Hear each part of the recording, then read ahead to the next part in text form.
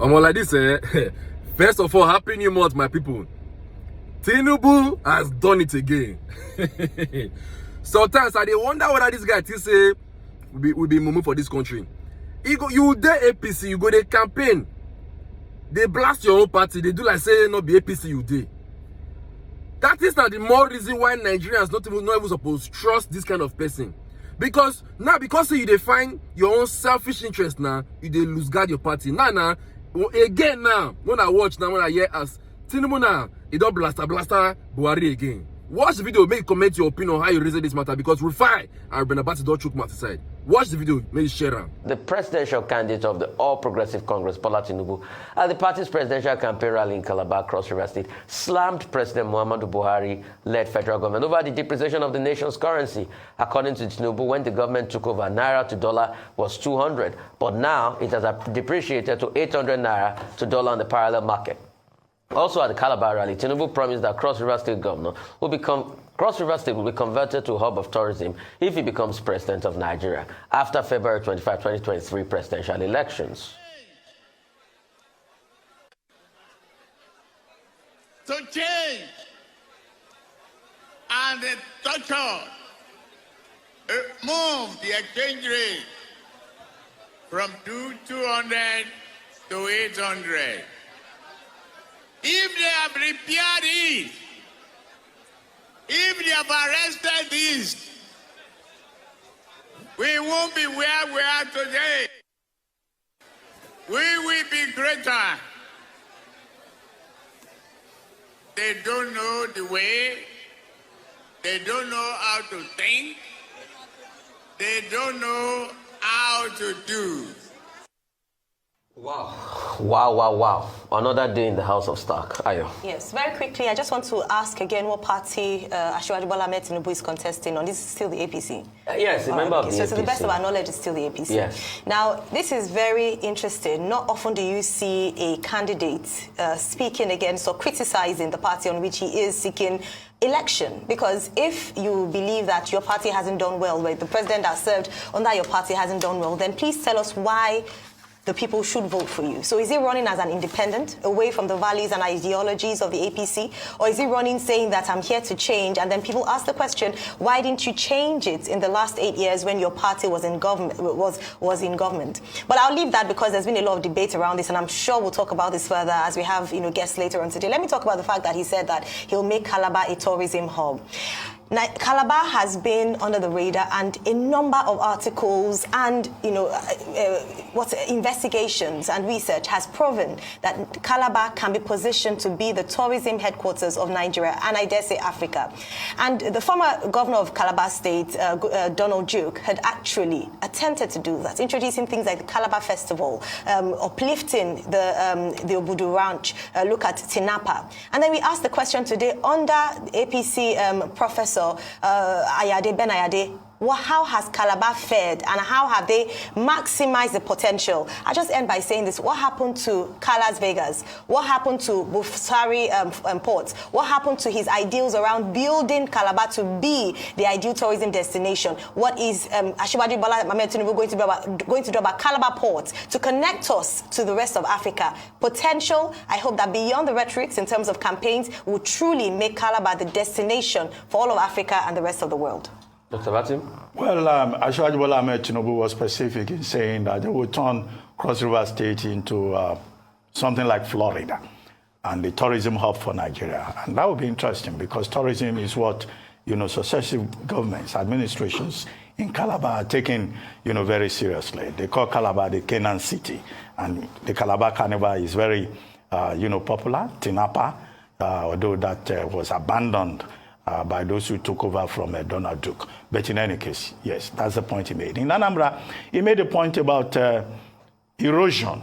He said he's been able to tame the Atlantic in Lagos State and that he would tame erosion in Anambra, where I don't know how the Atlantic Ocean has been tamed in Lagos State and whether the Atlantic is the same as erosion, and that he would turn Anambra into an industrial hub. Third point, however, beyond the issues that he addressed, is that it looks like Asiwaju Bola Ahmed Tinubu has been in an opposition mood. Of course, he's a tested opposition politician when the PDP was in power at the center. But now, even as a member of the APC, from Abeokuta to Uyo, to Calabar, to Oka, he's been sounding like an opposition figure.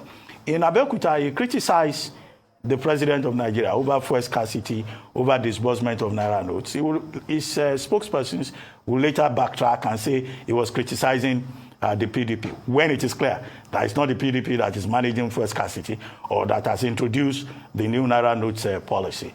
In Oka, he said Peter betrayed Jesus Christ in the Bible 3 times. It's very good to see that he also reads the Bible. And that Peter Obi is going to betray the people of Nigeria, so they shouldn't vote for him. With all that talk, he even called him Mr. Stingy. And then, of course, he went on to Calabar, where he delivered his bombshell about Atiku. He said, walai talai, lie man. He said, anytime you hear him say, walai talai, it means lie. Don't trust him. He will privatize Nigeria and put it in his pocket. So he's been on this combative mode, which is curious, because when the APC started their presidential campaign, they said they were going to campaign on 2 fronts. The APC's achievement at the federal level and also Bola Tinubu's achievement in Lagos State. Consistently, they seem to have dropped that. And to talk about the exchange, how they don't know what to do, they don't know how to, they don't know the way. Who are this they? Because 200 naira to the dollar, that was when the APC took over. So is he directly criticizing the Buhari government? Is Asiwaju Bola Ahmed Tinubu reacting to the perception that the president, in terms of body language, is not giving him enough support? I mean, that's the conundrum here. But nobody should be surprised if later in the day, his spin doctors come forward and say, no, he was not talking about Buhari administration. He was talking about the PDP. But it's not the PDP that moved the naira from 200 to the dollar to 800 naira to the dollar. No, is it the PDP, that is, in power at this particular moment? You see, the exciting thing about all of this is the honesty of Mr. Bola Tinubu, recounting the fact that President Muhammadu Buhari, that he sold to Nigerians in 2015, has failed. And like he said they have no brain.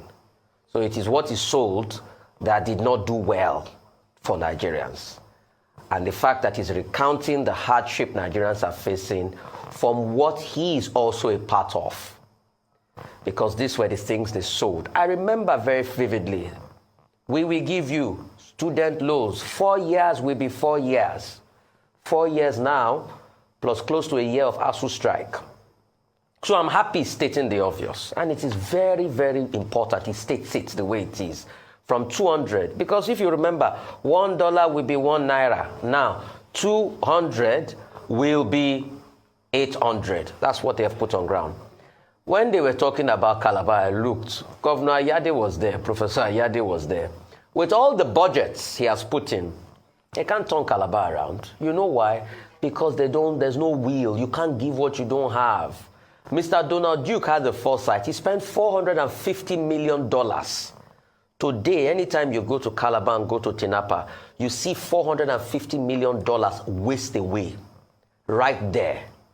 That was the biggest investment in tourism to be able to change a lot of Calabar.